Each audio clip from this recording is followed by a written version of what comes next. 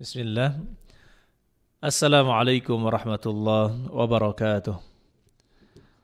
Innal hamdalillah nahmaduhu wa nasta'inuhu wa nastaghfiruh wa na'udzu billahi min shururi anfusina wa min sayyiati a'malina. Man yahdihillahu fala mudilla lahu wa man yudlil fala hadiya lahu. Asyhadu an la ilaha illallah wa asyhadu anna Muhammadan abduhu wa rasuluh. Allahumma salli ala nabiyyina Muhammad wa ala ali Muhammad kama sallaita ala Ibrahim wa ala ali Ibrahim innaka Hamidum Majid. Wa barik ala Muhammad wa ala ali Muhammad kama barakta ala Ibrahim wa ala ali Ibrahim innaka Hamidum Majid. Ayyuhal ikhwan rahimani wa rahimakumullah, saudara-saudari pendengar Radio Roja Darussalam Palembang dan sekitarnya. Mudah-mudahan kita semua dirahmati oleh Allah Subhanahu wa taala. Alhamdulillah pada sore hari ini kita terhubung dengan Pondok Pesantren Darul Quran wal Hadits Oku Timur, tepatnya di Martapura, bersama saya Said Yai Ardiansyah, dan kita alhamdulillah pada hari ini bisa melanjutkan kajian kita membahas tentang dasar-dasar fikih puasa, dan alhamdulillah bifadlillahi ta'ala pada hari ini ya kita katakan insyaallah kita akan selesaikan dasar-dasar fikih puasa ini sampai akhir dari bab, bahkan kita insyaallah bisa membahas tentang al-i'tikaf, yaitu cara beriktikaf atau fikih tentang i'tikaf biidznillah ta'ala. Saudara-saudari sekalian, dimanapun Anda berada, sore hari ini kita on air. Jadi kalau ingin bertanya, maka kita berikan kesempatan kepada saudara-saudari sekalian untuk mengirimkan soalnya ke 081273147317. Saya ulangi, 081273147317. Dan nanti setelah jam 5 silahkan yang ingin menelepon bertanya langsung lewat telepon, maka bisa bertanya ke 0822 6947 4046. Sekali lagi 0822 6947 4046. Taib. Ayyuhal ikhwan rahimani wa rahimakumullah, saudara-saudari sekalian yang mudah-mudahan kita semua dirahmati oleh Allah Subhanahu wa taala. Hari ini kita membahas tentang puasa-puasa yang dimakruhkan dan diharamkan untuk berpuasa. Apa saja hari-hari atau waktu-waktu yang diharamkan untuk berpuasa padanya. Yang pertama ayyuhal ikhwan adalah mengkhususkan puasa bulan Rajab. Mengkhususkan puasa bulan Rajab. Jadi bulan Rajab itu sebelum bulan Sya'ban sebelum bulan Ramadan. Ya, bulan Rajab itu tidak disebutkan ada keutamaan khusus kecuali sebagai bulan haram. Dan tidak ada dalil khusus yang menyebutkan bahwa kita diperintahkan untuk banyak berpuasa di bulan Rajab. Orang-orang di jahiliyah, di zaman jahiliyah dulu, mereka itu sangat mengagungkan bulan Rajab. Ya, sebagaimana kata Nabi SAW, "War-Rajabu Mudhar." Dan bulan Rajab itu diagungkan oleh bangsa Mudhar atau kaum Mudhar, suku Mudhar. Taib, itu diagungkan oleh orang-orang Mudhar ya di Arab sana. Nah, di sini ayyuhal ikhwan, kalau misalkan tidak ada pengkhususan sama sekali untuk puasa Rajab, maka hukum asalnya tidak menjadi masalah. Ya, tetapi kalau misalkan di sini ada pengkhususan untuk berpuasa Rajab, maka di situ letak masalahnya. Dulu Umar bin Al-Khattab pernah memukul ya, telapak tangan orang yang berpuasa di bulan Rajab. Kemudian diletakkanlah di atas tangan-tangan mereka itu, dipegangkan kepada mereka makanan. Maka berkatalah Umar bin Al-Khattab, "Kulu, makanlah kalian, fa innama huwa syahrun kanat tu'azzimuhu al-jahiliyah." Sesungguhnya dia adalah bulan yang sangat diagungkan oleh orang-orang jahiliyah di masa jahiliyah. Jadi disuruh oleh Umar bin Al-Khattab untuk apa? Untuk memakan makanan yang telah diletakkan di tangannya. Apa tujuan dari Umar bin Khattab meletakkan makanan tersebut? Tujuannya adalah agar apa? Agar mereka tidak mengagungkan bulan Rajab dan mengkhususkan untuk berpuasa di dalamnya. Tetapi kalau misalkan kita berpuasa, ya, seperti siapa yang ingin puasa Senin Kamis, silahkan. Atau puasa Daud, maka silahkan. Atau berpuasa 3 hari setiap bulan, maka silahkan. Tetapi kalau misalkan di sana berpuasa dengan tujuan takhsis, mengkhususkannya, maka ini yang menjadi masalah. Kemudian ayolah ikhwan, puasa yang dimakruhkan lagi adalah puasa di hari Jumat. Puasa di hari Jumat tanpa ditemani dengan puasa di hari Kamis atau puasa di hari Sabtu. Jika seorang ingin berpuasa di hari Jumat, maka berpuasalah juga hari Kamisnya atau hari Sabtunya. Ya, atau Kamis, Jumat, Sabtu berpuasa, maka tidak menjadi masalah. Rasulullah SAW katakan, "La tasumu yaumal jumu'ati illa an tasumu yauman qablahu au yauman ba'dahu." Janganlah kalian berpuasa di hari Jumat.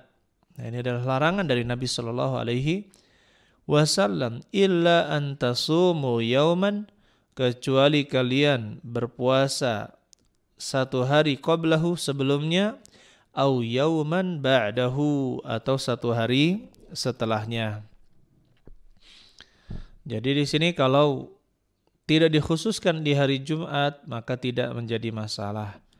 Ya, jadi seorang berpuasa kemudian mengiringinya dengan hari Kamisnya, Kamis Jumat atau Jumat Sabtu, maka itu tidak tercela dan tidak dibenci.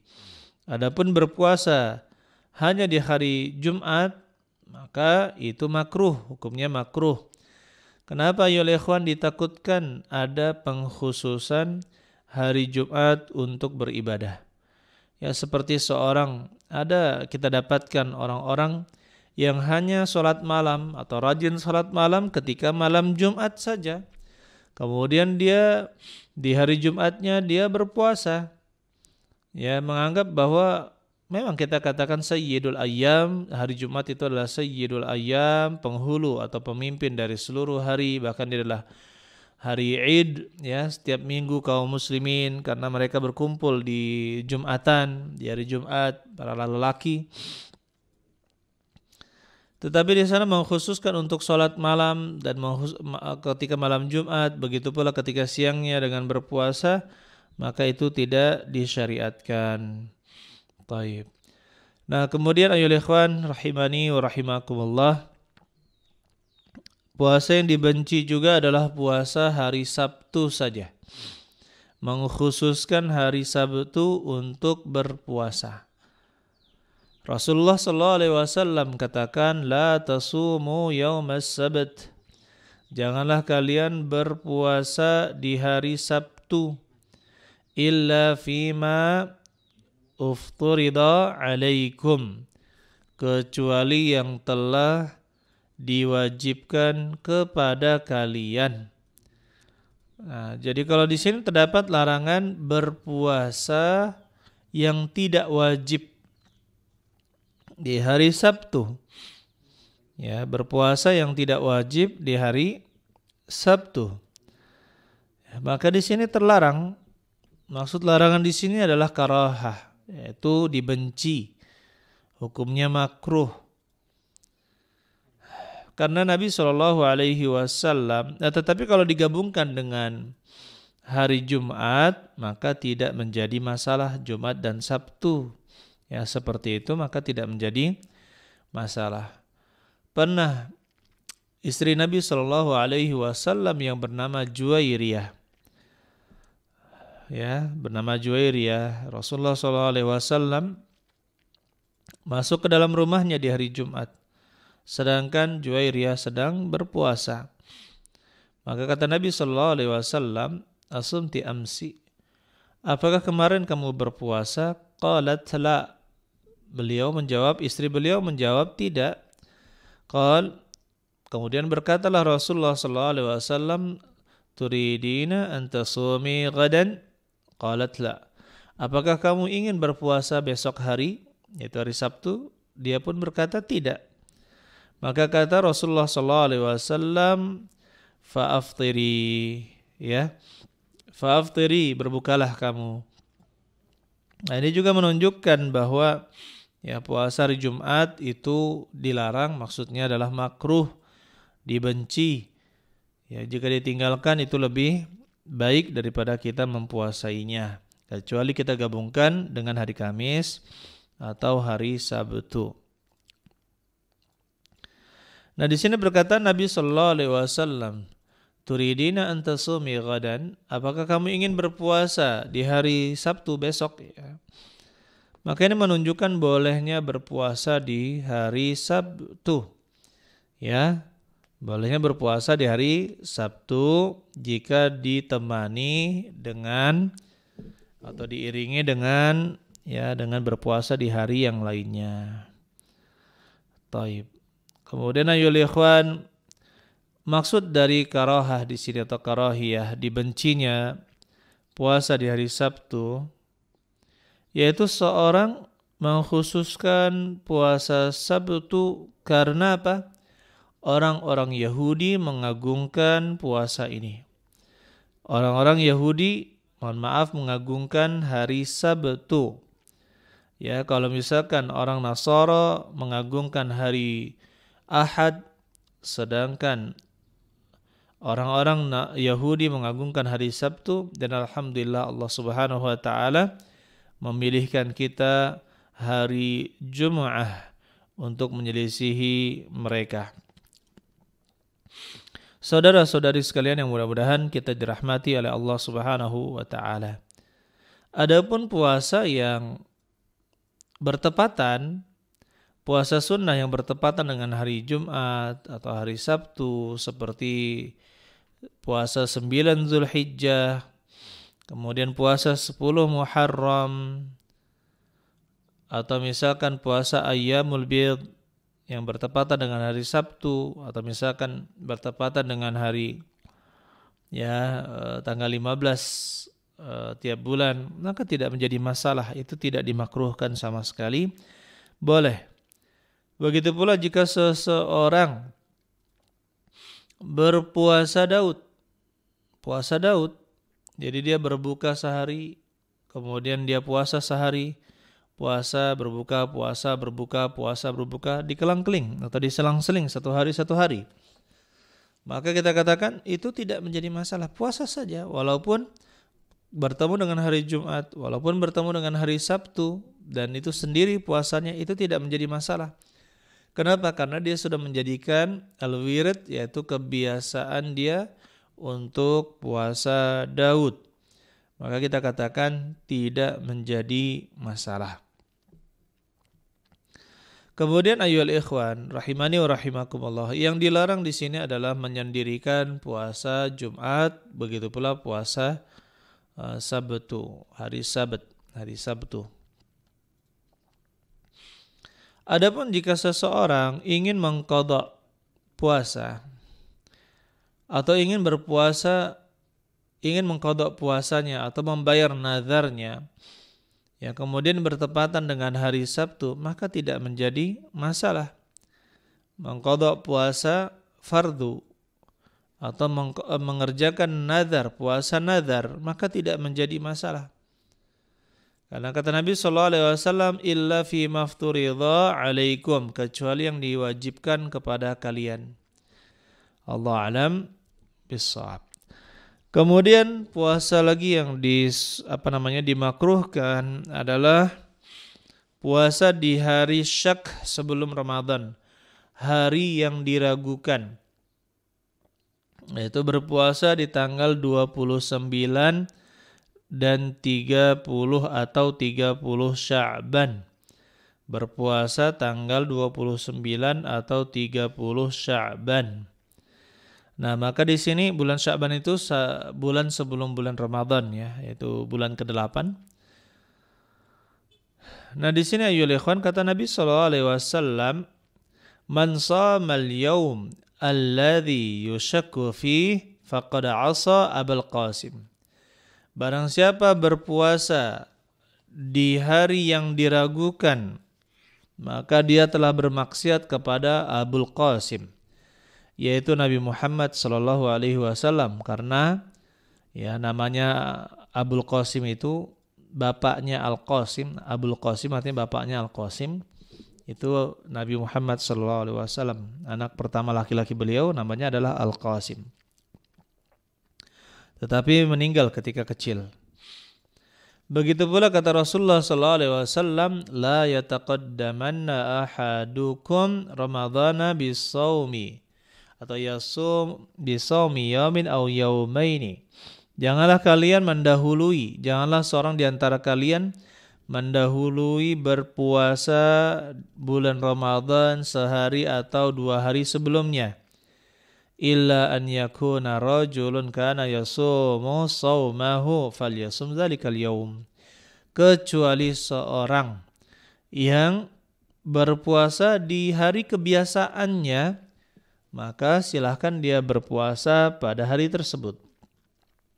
Jadi berpuasa tanggal 29 dan 30 Sya'ban itu termasuk puasa yang dilarang. Dan para ulama menyebutkan hukumnya adalah ya makruh. Hukumnya adalah makruh, dibenci. Kecuali kalau kita misalkan bertepatan dengan kebiasaan kita berpuasa. Ya, tidak pernah lepas puasa kita Senin Kamis, Senin Kamis, Senin Kamis, Senin Kamis. Ternyata pada tanggal 30 Sya'ban bertepatan dengan hari Kamis, maka silahkan berpuasa. Atau dia bertepatan dengan puasa Daud yang dikerjakan. Jadi subhanallah, ada saja di masyarakat kita yang mereka itu walaupun sedikit yang berpuasa Daud bifadlillahi ta'ala. Ya, kalau di pondok pesantren juga rata-rata ada itu, entah 1 atau 2 orang yang dia berpuasa Daud. Ya Masya Allah. Begitu pula di masyarakat yang masyarakatnya taat, ada saja yang berpuasa Daud, Masya Allah, itu bertahun-tahun berjalan. Ya, dan ini kita patut bersyukur ada yang menghidupkan sunnah ini. Ya, tapi kita katakan setiap orang melihat kemampuannya masing-masing. Ya, kalau seperti saya, ya saya punya gangguan di pernapasan ya. Jadi kalau berpuasa terus seperti Daud dengan kegiatan normal itu luar biasa beratnya. Jadi begitu pula beban pikiran itu kan berat. Tapi kalau misalkan ada orang yang Masya Allah ya tidak ada beban, badannya itu kuat, makan sedikit aja oke ya, makan sedikit aja bisa main bola misalkan, silakan berpuasa, Baik, ambil keutamaan puasa Daud. Apalagi saya katakan para pemuda, para bujang. Nah, mungkin ada yang mendengar di antara pendengar-pendengar sekalian yang masih bujang, jika syahwatnya besar ya dan belum sanggup untuk menikah, maka yang paling baik adalah puasa Daud. Yang paling baik adalah puasa Daud. Ayo ikhwan rahimani wa rahimakumullah, saudara-saudari sekalian yang mudah-mudahan kita semua dirahmati oleh Allah Subhanahu wa taala. Silakan bagi yang ingin bertanya. Nanti insyaallah kita lanjutkan puasa yang diharamkan itu besok saja insyaallah. Ada puasa yang diharamkan. Insyaallah besok. Silakan bagi yang memiliki pertanyaan bisa menuliskan pesan singkatnya di 081273147317. Sekali lagi yang ingin bertanya dengan pesan singkat melalui pesan singkat bisa bertanya ke 081273147317. Dan bagi teman-teman saudara-saudara yang ingin bertanya melalui telepon langsung, maka silakan bertanya ke 082269474046. Sekali lagi 082269474046. Baik. Di sini ada pertanyaan. Ayo ikhwan rahimani wa rahimakumullah. Berkaitan dengan masker. Ya, berkaitan dengan masker. Assalamualaikum warahmatullahi wabarakatuh. Ustadz izin bertanya mengenai fenomena pelarangan menggunakan masker di beberapa masjid atau musola yang sempat viral videonya. Apakah ada dasar ilmiah dari hadis atau fatwa ulama yang melarang penggunaan masker saat sholat? Ini pertanyaan pertama. Pertanyaan yang kedua, apabila kita masuki masjid baru yang kesemua orangnya tidak menggunakan masker, sedangkan kita berprinsip untuk bermasker dan menjaga jarak, apakah boleh sholat berjamaah namun berada di teras samping masjid? Atau malah tidak jadi sholat berjamaah di masjid tersebut? Kemudian pertanyaan yang ketiga, masalah masker juga ini, bila pelarangan penggunaan masker terjadi pada kita, apakah yang harus kita lakukan? Beradu argumen atau melepaskan masker atau pergi keluar masjid? Jahit, Masya Allah. Terkait dengan video yang sudah viral dan alhamdulillah sudah berdamai ya. Kita dapatkan kabar terakhir mereka berdamai.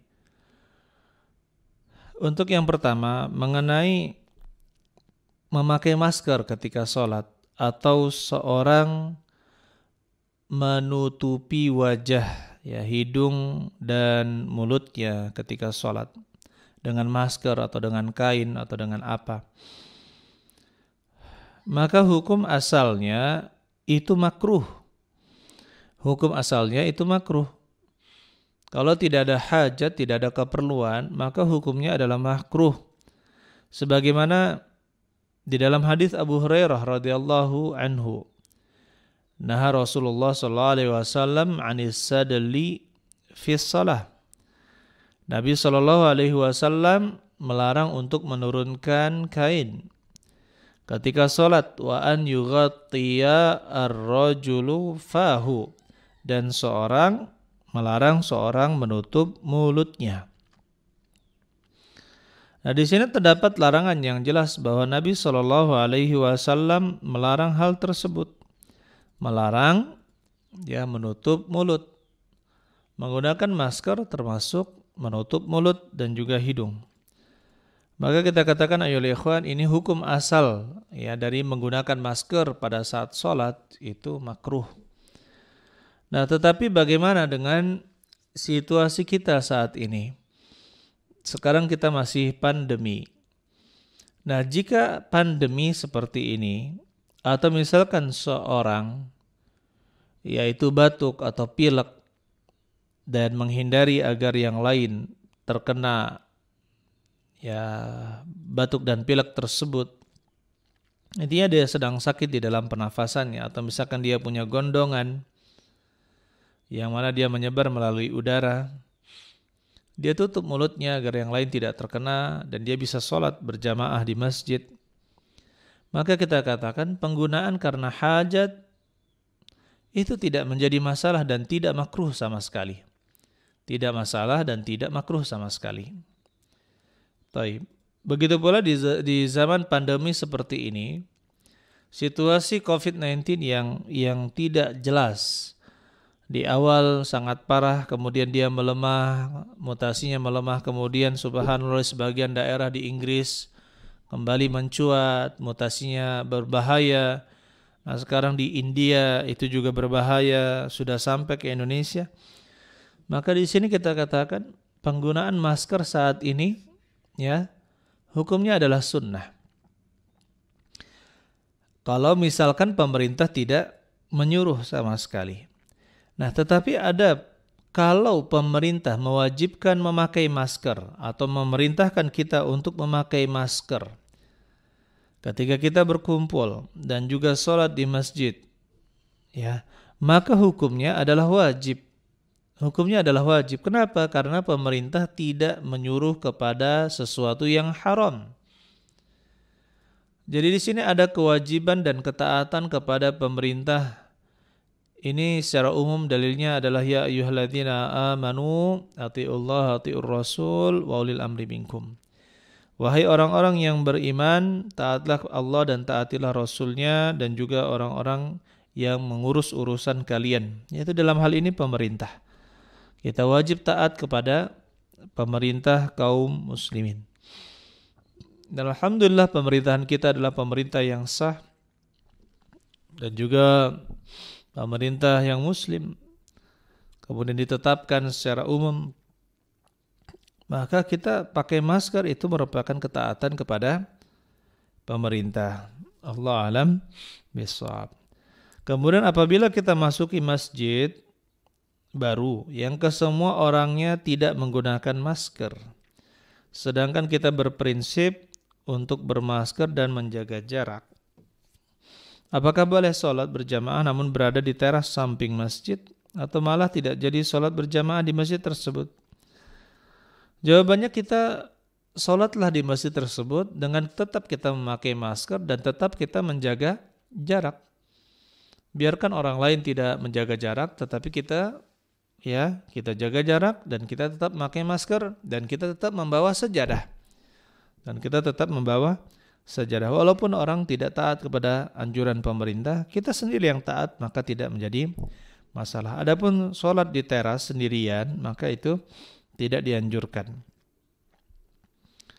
Nah, seandainya ini kejadian yang sempat viral itu terjadi pada kita dilarang pakai masker di dalam masjid, misalkan ada masjid lagi yang seperti itu, apa yang kita lakukan?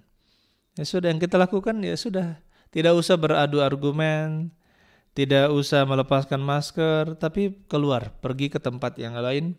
Toh tempat sholat itu sangat banyak, ya. Tempat sholat itu sangat banyak, tidak hanya di masjid. Boleh kita bahkan di pinggir jalan pun boleh kita sholat. Ayolah ikhwan rahimani wa rahimakumullah, saudara-saudari sekalian yang mudah-mudahan kita dirahmati oleh Allah Subhanahu wa taala. Oleh karena itu pada kesempatan kali ini juga kita nasihatkan kepada saudara-saudara kita yang memang butuh kesabaran ekstra menghadapi pandemi COVID-19. Tapi cukuplah 100 tahun lalu ya, di tahun sekitar 1920-an, 100 tahun lalu atau 1923 ya, ketika ada di Eropa terjadi flu ya Spanyol ya dan menyebar di Eropa. Cukuplah itu menjadi pelajaran. Cukuplah menjadi pelajaran bahwa dia bisa memusnahkan dan mewafatkan ya manusia, dan terbukti bahwa COVID-19 ini pada sebagian orang itu sangat berbahaya. Memang untuk sebagian besar orang, mungkin lebih dari 90%, itu tidak berbahaya baginya. Tapi kita katakan nyawa satu kaum muslimin itu sangat berharga. Ya, nyawa satu kaum muslimin itu sangat berharga. Jangan kita korbankan orang lain dengan meremehkan protokoler kesehatan. Kemudian ikhwan ada pertanyaan lagi. Mohon nasihatnya Ustadz agar di sisa Ramadan ini kita semua bisa memaksimalkannya dengan baik. Terlebih lagi agar diri ini tidak terlena dengan hawa nafsu dan emosi yang dapat membuat pahala puasa menjadi tidak sempurna. Taib. Ayolah ikhwan, ketika para salaf di zaman dahulu menghadapi 10 hari terakhir di bulan Ramadan, ya mereka menghiasinya dengan ibadah full. Mereka benar-benar beribadah kepada Allah Subhanahu wa ta'ala dan meninggalkan hal-hal yang sia-sia. Justru semakin akhir di bulan Ramadan, maka semakin semangat untuk beribadah. Oleh karena itu di antara mereka, ya ada yang benar-benar meninggalkan dagangannya di 10 hari terakhir di bulan Ramadan untuk bisa beriktikaf di masjid. Ya, untuk bisa beriktikaf di masjid. Begitu pula kalau misalkan tidak bisa beriktikaf di siang hari karena kesibukan, maka usahakan bisa beriktikaf di malam harinya. Jika tidak bisa full semalaman, maka sebagian malam. Ini lebih baik daripada kita tidak beriktikaf sama sekali. Ya, ambil sebagian malam. Dan tidur di masjid itu lebih baik daripada tidur di rumah. Kenapa? Kalau tidur di masjid, kenyataannya apa? Susah tidur. Akhirnya apa? Terbawa untuk membaca Al-Quran.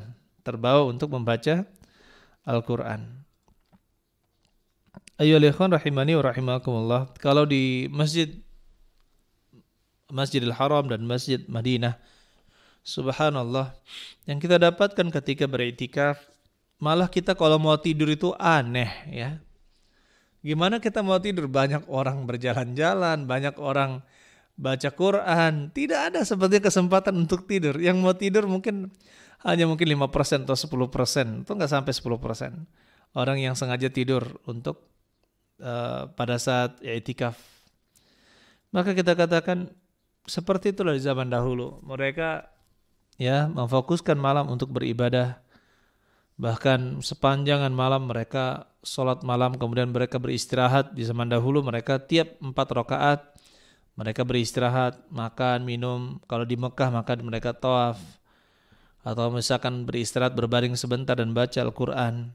Kemudian lanjut lagi dengan 4 rakaat berikutnya yang sangat panjang. Kemudian kembali beristirahat. Seterusnya seperti itu. Mengisi malam sepanjang malam ya sampai mendekati waktu sahur barulah mereka berhenti untuk beribadah atau berhenti untuk sholat malam. Tapi mereka juga tetap melakukan ibadah seperti ya membaca Al-Quran dan yang lainnya.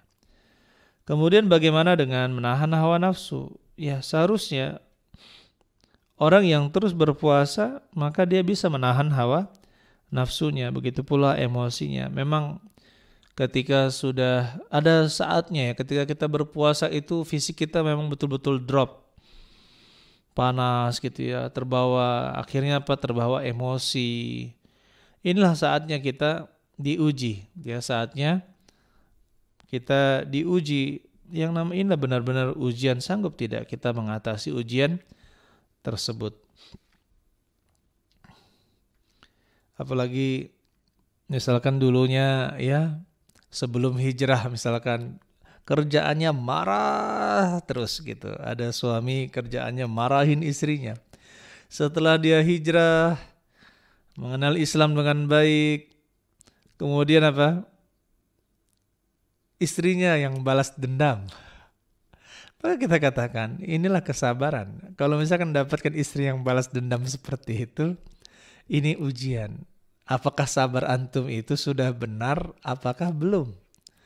Ya kalau misalkan sabarnya benar, maka tidak akan terpengaruh dengan celetehan kalau bahasa kita celetehan ya. Atau cerewetnya istri. Ya, maka biasa saja. Cuma kalau sampai kebablasan, perkataan istri sampai menghina, sampai menjatuhkan, mengatakan hal-hal yang diharamkan, ya maka kita harus beramar ma'ruf nahi mungkar. Kita peringatkan perkataan itu tidak boleh diucapkan. Kemudian ada pertanyaan lagi di sini dari pendengar setia Roja Darussalam di Jawa Tengah, Masya Allah. Assalamualaikum Ustaz. Waalaikumsalam. Izin bertanya. Di bulan Ramadan ini kita disuruh memperbanyak mengerjakan amal soleh. Apalagi di penghujung Ramadan ini. Akan tetapi saya sebagai seorang ibu, selain mengurus anak-anak, saya juga bekerja. Jadi untuk mengerjakan amal soleh itu sangat sulit. Bahkan untuk membaca Al-Quran saja saya hanya bisa mendengarkan murattal sembari menirukan saja. Itu di sela-sela kerjaan saya. Yang saya tanyakan, apakah saya dapat pahala dengan mendengarkan murattal tersebut? Ya. Wa idza quri'al Qur'an fastami'u lahu wa ansitu. Apabila dibacakan Al-Qur'an, maka dengarlah dengan seksama, wa ansitu, dan diamlah. Ini perintah dari Allah Subhanahu wa taala, mendengarkan dengan seksama dan diam. Jadi kalau kita dengarkan dengan seksama dan diam, berarti kita telah melaksanakan kewajiban, telah melaksanakan pahala. Ya. Ini jangan diam-diam. Ya, diam-diam dengarkan murattal tidur gitu ya. Ya, ini tidak mendengarkan dengan seksama. Oleh karena itu ini dilarang oleh para ulama. Bagaimana kalau kita mau tidur siang katanya? Kita setel murattal. Emang murattal pengantar tidur. Makanya di sini tidak boleh. Ya, kalau mau menyetel Al-Qur'an, setelah Al-Qur'an dalam keadaan kita itu akan mendengarkan dengan seksama. Dengan baik. Jangan dijadikan kebiasaan sebagai penghantar tidur. Maka ini tidak diperbolehkan. Jadi kita katakan mendengar kemudian meniru bacaan ya pembaca Al-Quran tersebut, maka itu berpahala juga insyaAllah karena telah menjalankan perintah Allah Subhanahu wa ta'ala. Allah alam bissawab. Kita cukupkan ya, barakallahu fikum jami'an. Atau silakan kalau misalkan masih ada, kita buka kesempatan satu lagi. Kemudian kita nasihatkan ayol ikhwan, memang bulan Ramadan ini adalah bulan yang penuh dengan pengampunan. Wa dzalika kulla lailah, itu setiap malam. Walillahi utaqa minan nar, dan Allah Subhanahu wa taala memiliki orang-orang yang dimerdekakan dari neraka. Wa dzalika kulla lailah, dan itu ada setiap hari. Itu ada setiap malam. Jadi Allah Subhanahu wa taala memberikan pengampunan yang luar biasa kepada orang-orang yang benar-benar memanfaatkan bulan Ramadan ini untuk bertaubat, untuk bersyukur dan bersabar kepada Allah Subhanahu wa taala. Bagaimana tidak ketika dia berbuka ya, dia merasakan kenikmatan yang luar biasa ketika berbuka puasa. Kemudian juga bagaimana dia melatih keikhlasannya. Karena seorang bisa saja dengan mudah ketika dia sedang berpuasa, maka dia pun dengan mudah bisa berbuka. Seperti dia berkumur-kumur ya, setengahnya dia telan, setengahnya dia buang. Tidak ada yang tahu. Ketika ibu-ibu misalkan masak gitu kan, ketika ibu-ibu masak ya, nyicipin makanan. Pakai apa nyicipinnya? Pakai kentang. Sendok sayur yang besar. Setengahnya dimasukin, setengahnya dibuang. Jadi bagaimana? Ini benar-benar latihan untuk kita bisa ikhlas kepada Allah Subhanahu wa taala. Mudah-mudahan dengan puasa ini ya kita bisa semakin tertanam untuk bisa ikhlas pada ibadah-ibadah yang lainnya juga. Allah alam bissawab. Tidak ada pertanyaan yang masuk, saya rasa cukup. Barakallahu fikum jami'an. Subhanakallahumma bihamdik, asyhadu an la ilaha illa anta, astaghfiruka wa atubu ilaik. Assalamualaikum warahmatullahi wabarakatuh.